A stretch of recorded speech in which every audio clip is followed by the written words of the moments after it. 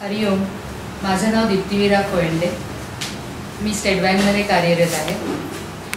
बापूंकडे 2001 सालापासून बापूंकडे यायला लागले. बापूंकडे यायला लागल्यावरच बापूंच्या कृपेने मला लोणावळ्यात एक चांगलं घर बांधायची संधी आली. आणि ही संधी म्हणजे ते बापूंचंच घर आहे माझ्या दृष्टीने. औदुंबराचं झाड बघून आम्ही तिथे घर घेतलं.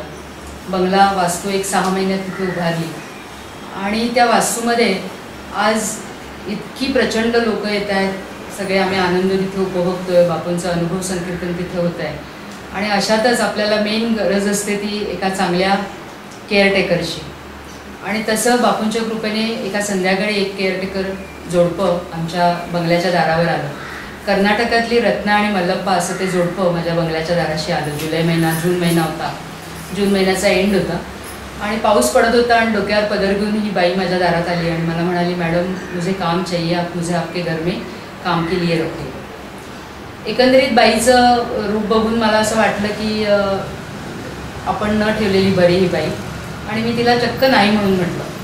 तिने परत मला विनवणी केली की मॅडम मेरा काम देखो, अगर आपको नहीं पसंद है तो आप मुझे निकाल दो.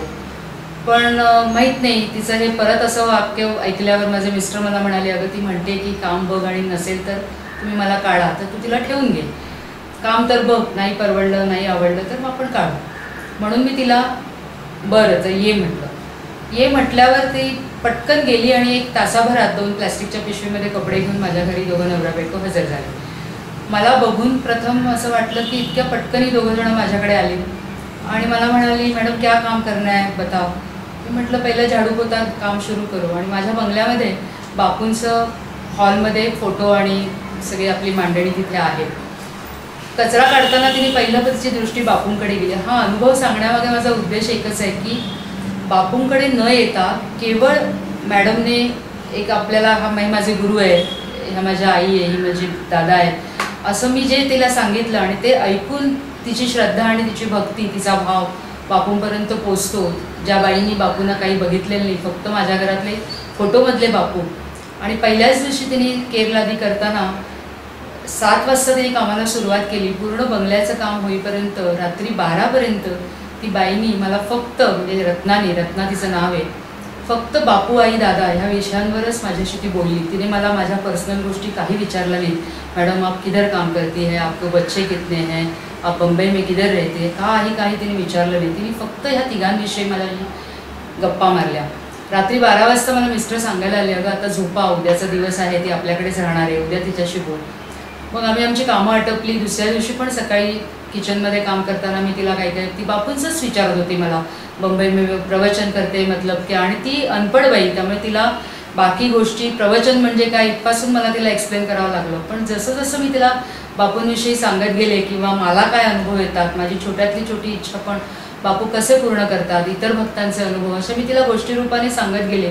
आणि तिची श्रद्धा आणि भक्तिभाव हा इतका दृढ होत गेला की तिने एवढं सगळं ऐकल्यावर, एक दिवसभरातली गोष्ट ऐकल्यावर रविवारी संध्याकाळी मी आता लोणावळ्यावरनं बॉम्बेला जायला निघणार तेव्हा ती मला म्हणाली, मॅडम मला बाकी काही नको आहे, मला तुमच्यासारखे चांगली लोकं मिळाली त्यात मी आनंद मानते. पण माझी एकच इच्छा आहे की आमच्या गावामध्ये कर्नाटकमध्ये मुलींना शिक्षण दिलं जात नाही. माझं 13व्या वर्षी लग्न झालं, पण माझी इच्छा आहे की माझी दोन्ही मुलं चांगली शिकायला पाहिजेत. तिला 2 मुलं आहेत. त्या दिवशी मला दुसऱ्या दिवशी कळलं की तिला 2 मुलं आहेत, कारण आदल्या दिवशी आमचं पूर्ण बापू या विषयावरच गप्पा चालल्या होत्या. म्हटलं कितवीत आहेत तुझी मुलं, तर म्हणाली मोठा मुलगा मोठा आहे, पण छोटी मुलगी आता माझी 1लीला ॲडमिशन घ्यायला पाहिजे. तर माझ्या दोन्ही मुलांना चांगल्या शाळेत ॲडमिशन मिळू दे, तेवढीच माझी इच्छा आहे आणि तेवढी तुम्ही माझी इच्छा पूर्ण करा. तर मी म्हटलं मी इच्छा पूर्ण करणे कोण नाही, तुझा जे काही प्रॉब्लेम येतील ते बापूंना सांगायचं. हे सगळं मी माझ्या गोष्टी बापूंना सांगते, बापू माझी इच्छा पूर्ण करतो. तूही आजपासून तुला जे काही हवं ते उचित ते तो देणार आणि नक्की तुझ्या मुलांना चांगलं शिक्षण होईल. कोणाकडून करून घेईल ते मी आज सांगणार नाही तुला, तोच तुला सांगेल. आणि तुला जे काही बोलायचं ते बापूंशी बोल, एवढं मात्र मी तिला सांगितलं. आणि मी मुंबईला निघाले. मुंबईला दुसऱ्या शनिवारी जेव्हा मी परत लोणावळ्यामध्ये गेले तेव्हा हिचा चेहरा असा खूप हसरा आणि फुललेला दिसला. तर मी तिला म्हटलं क्या हुआ रत्ना. तो म्हणे मॅडम आप अंदर तो आइए. म्हटलं क्या हुआ. तो म्हणे मेरा छोटा बच्ची को स्कूल में एडमिशन मिल गया. म्हटलं कैसे. तो म्हणे आपने मुझे बोला था ना आपको जो चाहिए बापू के पास मांगो. मैंने बापू को बोला कि आप गए संडे यहाँ से, मंडे में मार्केट गई थी लोनावाला मार्केट में, वहाँ एक स्कूल है और वो स्कूल के बाहर, गेट के बाहर में खड़ी रह के देख रही थी कि अच्छे श्रीमंत के बच्चे यहाँ स्कूल में आते हैं, हमारे बच्चे कभी ये स्कूल में आएंगे, सब पारसी लोगों के बच्चे स्कूल में पढ़ते हैं और हम जैसे गरीब लोग हैं, हमारे बच्चे ऐसे अच्छे स्कूल में नहीं जा सकते। और मुझे रोना आया, वहाँ ही खड़ी रह के मैं बहुत रोई। बाद में आंखें पोछे और मैं मार्केट गई, कुछ सब्जी खरीदनी थी, वो खरीदी और घर आई। मी तिला अजून 1-2 जणांचे काम करायला परमिशन दिली। तिथे एक लोणावळ्यामध्ये आमच्या बाजूलाच एक डॉक्टर कपल राहतो, बँगलोरचे ते लोक आहेत, पण ते लोणावळ्यामध्ये स्थायिक आहेत, तर त्यांचं मी लादी पोछा, भांडी वगैरे असं काम तिला करायला परमिशन दिली आहे की मंडे टू फ्रायडे तू त्यांचं काम करू शकते। तसं ती त्यांच्या घरी गेली। त्या बाईनं, डॉक्टरबाईंना तिने हे रडगाणं सांगितलं की मला मुलीला शाळेत घालायचं आहे, पण आमची गरिबाची मुलं अशा शाळेत कशी जाणार, हे सगळं सांगितल्यावर त्या डॉक्टरबाईंनी, बाजूलाच फोन होता, तो फोन उचलला आणि त्या शाळेच्या प्रिन्सिपल होत्या, त्या त्यांची फ्रेंड होती, तिला फोन केला आणि म्हणाले SSC कामवाली बाई आहे, दुसऱ्यांच्या घरी काम करते, पण तिची इच्छा आहे की चांगल्या शाळेत आपली मुलं शिकावी, तर तू ॲडमिशन द्यायचं काम कर, मुलांचं शिक्षणाचं म्हणजे शिकवायचं काम मी करेन, कारण ते एकांच्या घरी बंगल्यात नोकर आहेत, तर त्यांना इंग्लिश मिडियमचं शिक्षण शिकवता येणार नाही। तर ह्या डॉक्टर म्हणाल्या मी ती शिकवेन, मी आणि माझे मिस्टर आम्ही रिटायर्ड आहोत, आम्ही दोघंही त्या मुलांचा अभ्यास घेऊ, त्यांचे मालक मालकीण येतील, ते फीची व्यवस्था वगैरे सगळं बघतील आणि तू फक्त ॲडमिशन द्यायचं काम कर। प्रिन्सिपलने ताबडतोब सांगितलं की त्या मुलीला घेऊन या आणि मी ॲडमिशन देते। ॲडमिशन मुलीची झाली, म्हणजे मी नेक्स्ट वीकमध्ये परत लोणावळ्यात येईपर्यंत तिचं काम झालं। तिला इतकं आनंद झाला, तिने मग बापूंकडे जाऊन परत म्हणाली, बापू आपने मेरी एक इच्छा पूरी की, अभी मेरा बड़ा बेटा है, उसका तो स्कूल लिविंग कर्नाटक हमारे गांव में है, स्कूल लिविंग हमारे पास नहीं है, विदाउट स्कूल लिविंग कोई एडमिशन देगा नहीं। मला ती म्हणाल्यावर मी म्हटलं अरे ये भी बापू को बोल, बापू सब कुछ करेगा, विदाउट स्कूल लिविंग भी एडमिशन मिलेगा, तो बापू को ये सब जो मुझे बोलती है वो बापू को बोल। मग तिने परत बापूंना ते सगळं सांगितलं। नेक्स्ट वीकमध्ये आमच्या लोणावळ्यामध्ये एक बाई या कन्नड मुलांना मराठी लँग्वेज शिकवायला 10 रुपये फी घेऊन एक शिक्षिका तिथे शिकवायला येते, त्या बाईकडे हिने आपलं रडगाणं गायलं आणि सांगितलं की माझ्या मुलाला विदाउट स्कूल लिविंग तुझी साधी शाळा आहे त्या शाळेत एक ॲडमिशन दे।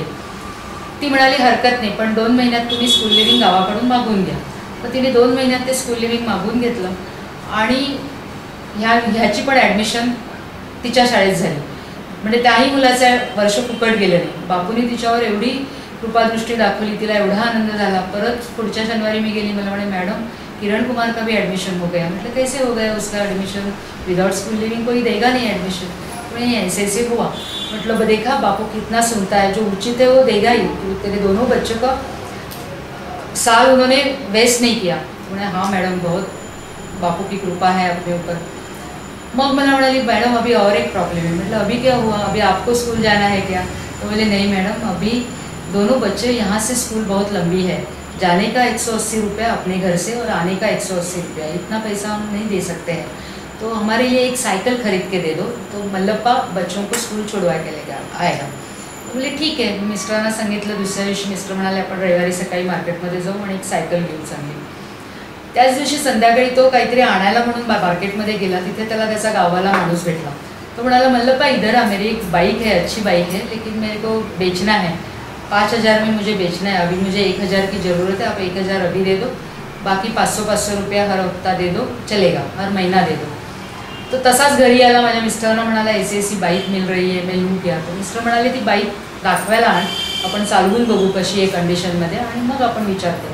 दुसऱ्या दिवशी ती बाईक दाखवायला आणली आणि त्याच्या पुढच्या गुरुवारी ती बाईक आमच्या दारात आली। तो दिवस होता गुरुपौर्णिमा, म्हणजे एका महिन्याच्या आत बापूंनी तिला दोन्ही मुलांच्या ॲडमिशन्स, तिला गाडी हवी होती मुलांना शाळेत पोहोचवण्यासाठी आणण्यासाठी। तिने गाडी काही असं फिरायला किंवा मजा मारायला मागितली नव्हती, केवळ मुलांचा इनकन्व्हिनियन्स तिला त्रासदायक होता म्हणून तिने हे मागितलं होतं आणि तेही बापूंनी तिला उचित वेळी उचित सगळ्या गोष्टी दिल्या।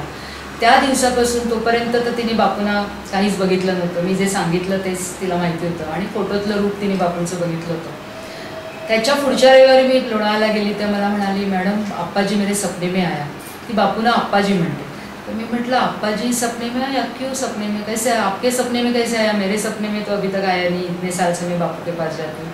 नाही माझे मिस्टर म्हणाले तिला माहिती आहे तुझा वीक पॉईंट बापू आहे, ती तुला आता टेप लावते। तर मी म्हटलं नाही रे, असं काही ती उगीच सांगणार नाही। म्हटलं कैसे, बापू ने क्या पहना था तेरे सपने में आया तभी? तो म्हणाले बापू ने ब्लैक पैंट वाइट शर्ट ऐसे डाला था, आम आदमी जैसे ही था वो। म्हटलं हाँ बराबर है।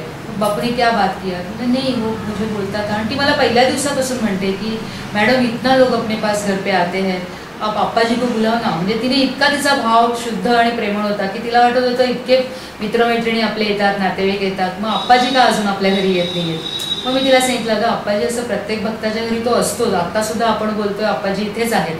तर ती म्हणते मला स्वप्नातून बापूंनी सांगितलं, रत्ना क्यों मुझे बार बार बुलाती हूँ, मैं इधर ही रहता हूँ, मैं इधर आता हूँ, तो क्यों ऐसा सोचती है, आऊँगा मैं मेरे पास इतने लोग आते हैं, हर एक के पास मैं कैसे रोज जाऊँ, मैं जरूर आऊँगा, ऐसा हट मत करना. असं तिला स्वप्नातून बापूंनी सांगितलं.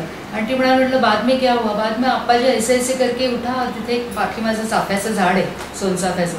मैं गेट खोलने गई तो आप्पाजी वो पेड़ के यहाँ से बापू वहाँ से निकल गए. तो म्हटलं तुझे मालूम आहे की हे सोनचाफा, म्हणजे तोपर्यंत तिला माहिती नव्हतं की बापूंना सोनचाफ्याचं फूल खूप आवडतं आणि त्याच झाडाच्या इथून बापू बाहेर पडले असं तिने मला सांगितलं. म्हणजे मला सांगायचं एक आहे की ज्यांनी कोणी बापूंना बघितलेलं नाही आहे, केवळ आपल्या सांगण्यावरनं आणि आपली तिने स्वतःचा श्रद्धा भक्ती भाव एक दृढ विश्वास बापूंच्या ठाई ठेवला आणि आज ती 9 वर्ष माझ्याकडे आहे. आणि आपले येणारे बापू बघतो किंवा बापूंकडची कोणी माणसं आली असेल, तिला कन्नडमधली पुस्तकं आणून मी दिलीत, बापूंकडे जेवढे अवेलेबल आहेत तेवढं त्याचं ती पाठपठण करते. फालतू वेळ इतर कोणाशी गप्पा मारण्यात वगैरे ती अजिबात घालवत नाही. टी व्हीवरच्या काही ठराविक सिरियल्स बघितल्या की पूर्ण वेळ ती बापूंचं वाचन करत असते. जेव्हा बापूने आपल्याला सांगितलं की एक मराठी लँग्वेज सोडून दुसऱ्या लँग्वेज पण तुम्ही इतर भाषेत शिका, त्याच दरम्यान तिच्या मनात आलं की मी तर शिकली नाही, मला शाळेत जाता आलं नाही. तीही आता माझ्याकडून इंग्लिश शिकायला लागली आहे. रोज निघताना मी लोणावळ्यावरून निघताना तिला 10 वाक्य इंग्लिशमध्ये लिहून देते, त्याचे अर्थ समजून सांगते, त्याचा आयुष्यात कसा वापर करायचा, कधी कुठलं वाक्य बोलायचं ह्याचा ती विचारपूर्वक वापर करते. आज तिची दोन्ही मुलं कॉन्व्हेंटमध्ये शिकतात. हे सगळं बापूंच्या कृपेने झालं आहे आणि बापूंची अशीच कृपादृष्टी आमच्या पूर्ण फॅमिलीवर, आमच्या सगळ्या मित्रमंडळीवर राहू दे हीच बापूंच्या चरणी प्रार्थना. श्रीराम हरी ओम.